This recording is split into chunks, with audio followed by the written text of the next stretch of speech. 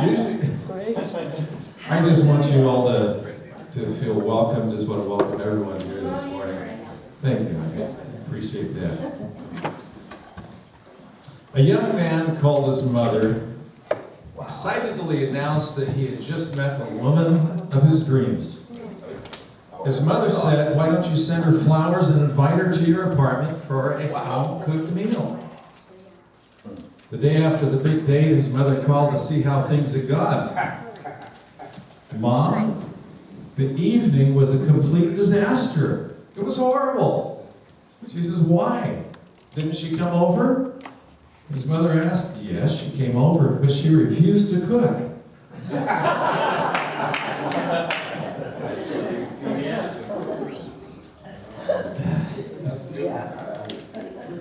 Numbers. Let's move on. Numbers chapter 13. I'm going to begin reading verse 1. And the Lord spoke to Moses, saying, "Send men to spy out the land of Canaan, which I am giving to the children of Israel. From each tribe of their fathers you shall send a man, every one a leader among them." So Moses sent them from the wilderness of Paran, according to the command of the Lord, all of them men who were heads of the children of Israel. Let's get out of verse 17. Then Moses sent them to spy out the land of Canaan, and said to them, "Go up this way into the south, and go up to the mountains, and see what the land is like, whether the people who dwell in it are strong or weak, few or many, whether the land they dwell in is good or bad, whether the cities they inhabit are like camps or strongholds, whether the land is rich or poor, and whether there are forests there or not. Be of good courage, and bring some of the fruit of the land." Now the time was the season of the first ripe grapes. So my question here is, what happened to the 10 spies? And I know that you know that there were 12 spies that he sent up, but what happened to the 10 spies? Now, first, the Israelites had many challenges. They've been in captivity for some 400 years. Pharaoh agrees to let them go. They get out of Egypt, head into the Red Sea, and they look back and see a dust cloud and realize they are being chased by the Egyptian army. The Red Sea parted. They crossed over on dry land, and then the Egyptians were drowned, every one of them. Then they traveled through the wilderness. They experienced a lack of food, a lack of water. They experienced diseases, snakes, scorpions, you name it. They faced hostile enemies as they went through this wilderness area. And the Israelites complained, stating they would rather be living in Egypt. Now, a simple way of putting this is they would rather live in jail than be free. At least they would have had food and water in jail. In today's jail, they would have had TV, an exercise yard, weight equipment. But anyway, we're not going there right now. To the Israelites, the wilderness was a desolate area. In Hebrew, the word for desert reflects that which is beyond. That is, beyond the limits of settlement. It was where there was no civilization. Beyond where any reasonable person would live. Beyond where any reasonable person would want to travel to. It was beyond. And this is where the Israelites had wandered for 40 years. They became discouraged, disappointed, bitter. Their faith that God was good was gone. But during those first 6 months, 6 to 9 months in the desert, God did some incredible miracles. Some incredible things for them, in spite of their complaining. I already mentioned the crossing of the Red Sea on dry ground, but I didn't mention how God destroyed their enemies, or how God provided food and water for them, how He provided protection for them, and He provided clothing. And I know if any of you have any kind of an imagination, when you think of somebody wearing the same clothes for 40 years, anyone here ever gone there?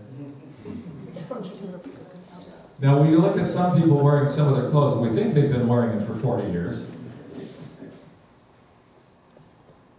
I never thought of this before, though. But He provided health care at no charge. What do you think about that one? Yet I feel that in spite of all God did for them, it seemed as though there was no appreciation for what He'd done. Now keep in mind here, God had promised them their own land. And in this first 6 to 9 months that they're traveling, they are headed towards that land that He had promised them. He was leading them to a land that He was going to give to them. And the description of this land was amazing. A land flowing with milk and honey. A land where they cut one bunch of grapes and they put it on a pole, and it took 2 men to carry it out of there. And they also brought pomegranates and figs. And they were told it would be a land of rest. Let me ask you this. How many of you feel like you need a land of rest? I'm with you. I'm with you. Anyone that God has promised all these things to, and yet they're complaining, disappointed, and discouraged. But so by this description, you can understand that it was a land of plenty, and a land anyone in their right mind would want to live. Now, the last 2 weeks I have mentioned about faith and hope. And remember, one definition goes like this. Faith is the confidence that what we hope for will actually happen. Now, when they started out, they had faith. And they had hope. But let me throw it out at you this way. Say someone comes up to you and says, I'm going to give you the car of your dreams. All you have to do is go pick it up. What are you going to do? No response? Wake up. Wake up. Oh, my keys aren't in my pocket, so I can't do that. What are you going to do? Or what about someone says, I'm going to give you the home of your dreams. All you have to do is take the keys, put them in the door, and open the door like that. What are you going to do? Now, in the months leading up to this, keep in mind God has blessed you incredibly, done some incredible miracles in your life, and you respond. We're still talking about the car and the house now. And you respond, I'm going to go check it out. Or, I'm going to get back to you, okay? Say what? Sounds like a timeshare. Miracle after miracle, blessing after blessing, and your response is just, I want to go check it out. Well, that's what they wanted to do.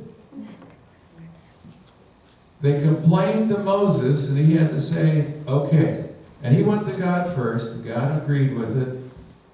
And then they sent the 12 spies into the land. But Israel gets right to the point of going into the land that God has promised them and say, hey God, we want to go check this out, okay? Are you still with me here? That's what this was like. We know you said all of these wonderful things about and stuff about this land that you're going to give us, but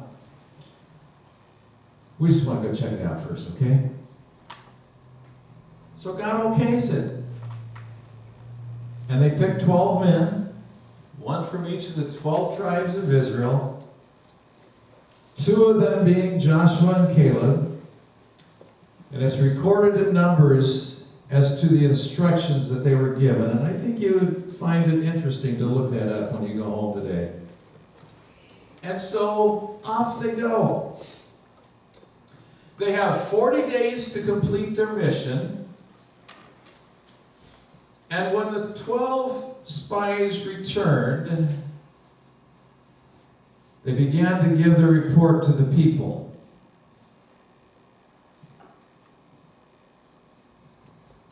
And this is what they started off as. All 12 of them started off this way. We went into the land, and yes, it does flow with milk and honey. And look, we brought some of the fruits back. We brought this bunch of grapes back, and the pomegranates and the figs. So, we just want you to know that it looked great when we were there. And that is where the 12 spies quit agreeing. 10 of the spies saw defeat. The 10 saw failure. Yes, the land flows with milk and honey, but we can't capture that land. The nations that live there are too strong. Their cities are well fortified. Their people are like giants, and we're like grasshoppers. There is no way we can do this. Now, have you ever been put in a situation, maybe didn't compare yourself to a giant or a grasshopper, but have you ever been put in a situation where this kind of fits you? Okay, nobody had that happen, but 2 of you. You look at the situation that you're facing, and you're going, there is no way that this is going to happen.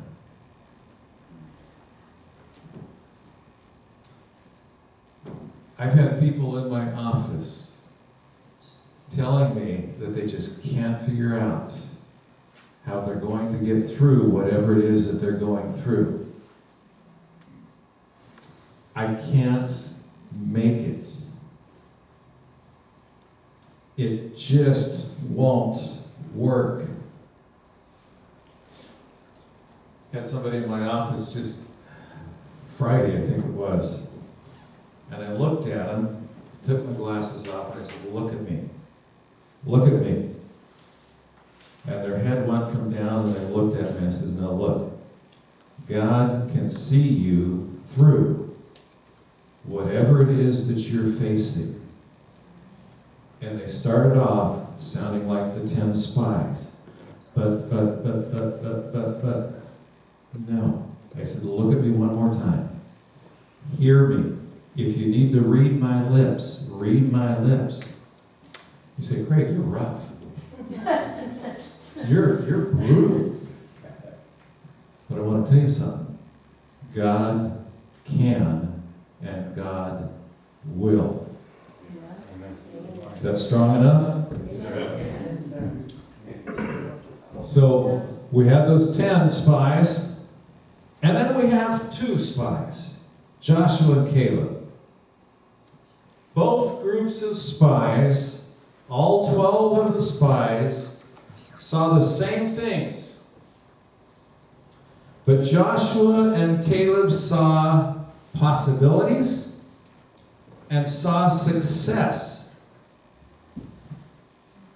They heard God promised the land.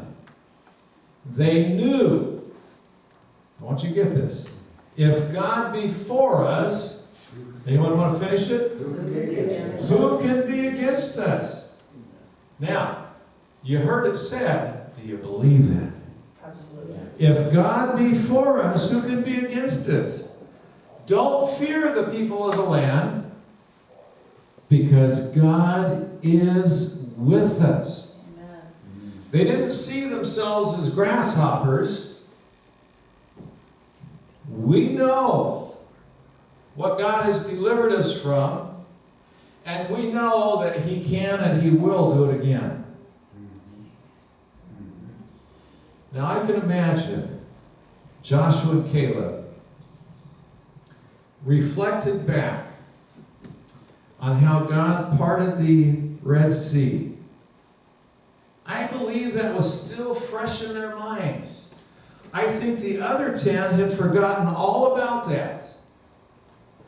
But Joshua and Caleb were living and could remember how God parted the Red Sea, and it was so fresh in their minds. They knew if God can do that, He can lead us through anything, and we will come out victorious. The 10 forgot all about it, and I can imagine how they remembered how God provided food and water to 1 million people in the desert. The 10 forgot, but the 2 remembered what God can do. Joshua and Caleb pleaded with Israel to remember God's promises and what He has done and how He can do it all over again. Pardon this expression here, but the 10 brought fake news. I just had to throw that one in there. The 10 brought back fake news to the nation of Israel.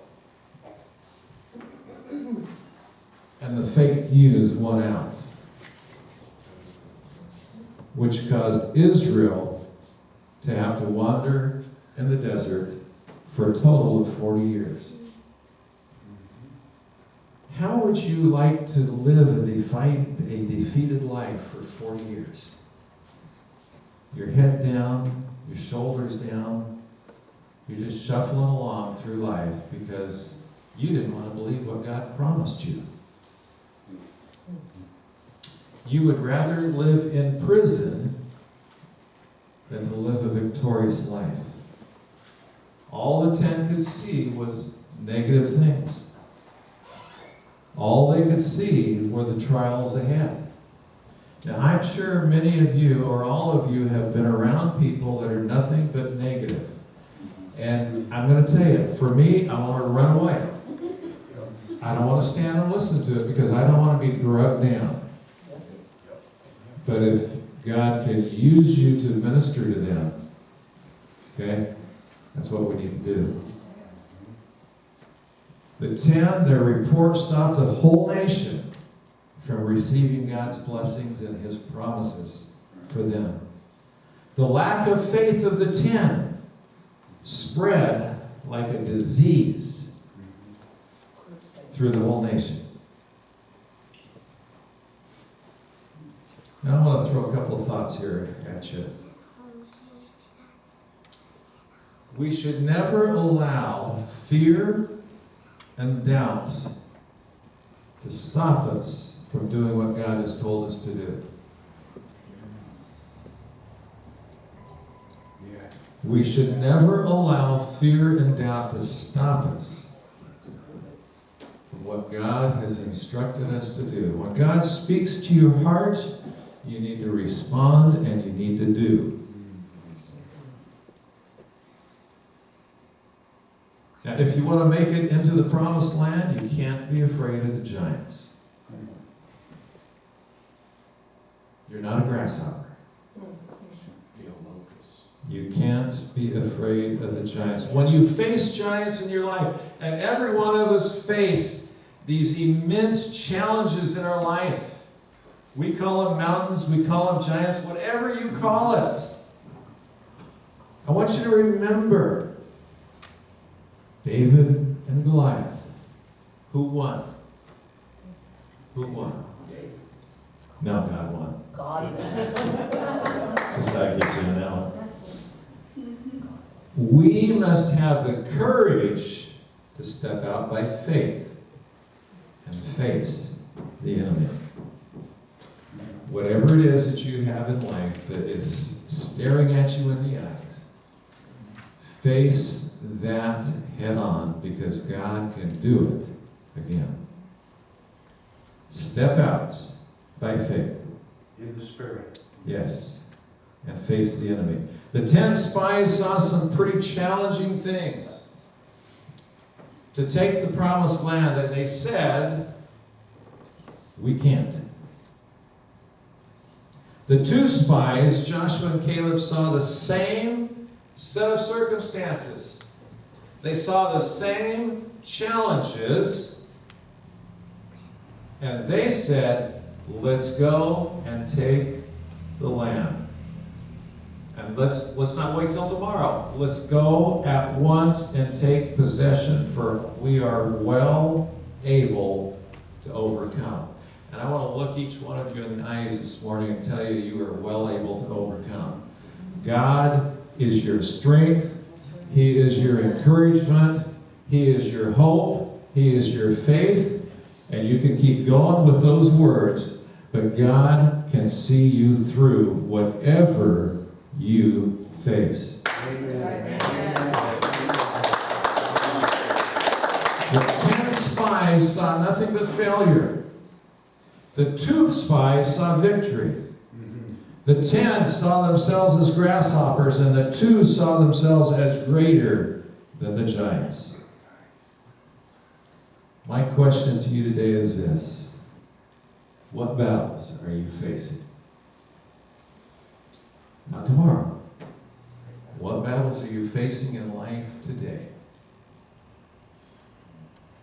Is it drugs?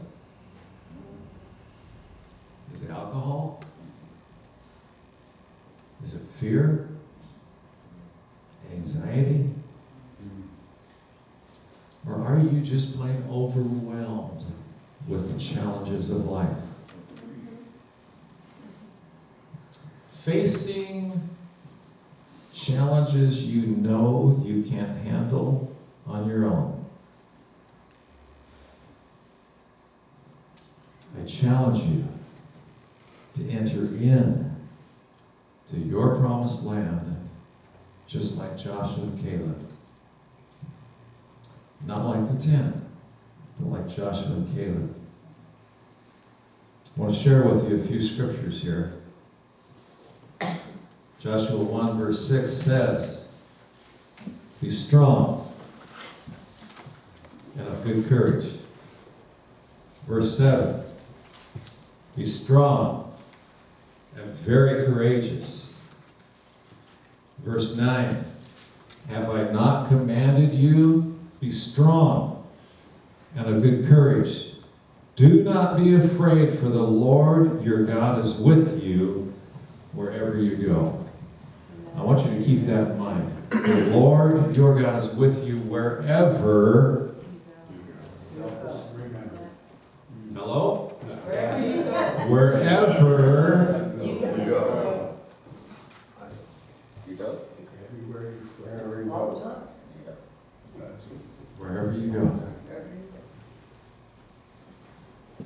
Deuteronomy chapter 31, verses 6 through 8. It says, "Be strong and of good courage. Do not fear or be afraid of them, for the Lord your God, He is the one who goes with you. He will not leave you nor forsake you." Then Moses called Joshua and said to him in the sight of all Israel, here we go again, "Be strong and of good courage, for you must go with this people to the land which the Lord has sworn to their fathers to give them, and you shall cause them to inherit it. And the Lord, He is the one who goes before you. He will be with you. He will not leave you nor forsake you. Do not fear or be dismayed." As I stand here this morning, I know many of you are facing situations in your life where you need God to intervene. And as forceful as I could this morning, and as forceful as what these scriptures bear out, it says God goes with us. Amen. He doesn't leave you stranded out in the middle of a desert. He doesn't leave you alone out in the middle of the ocean.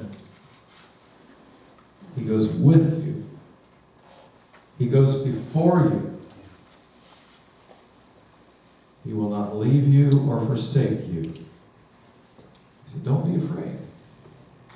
As you face all those situations, I want you to remember those times that God was there and the things that He had done in your life already. Remember those things. He'll do it again and again and again. Be strong and courageous. Let's pray.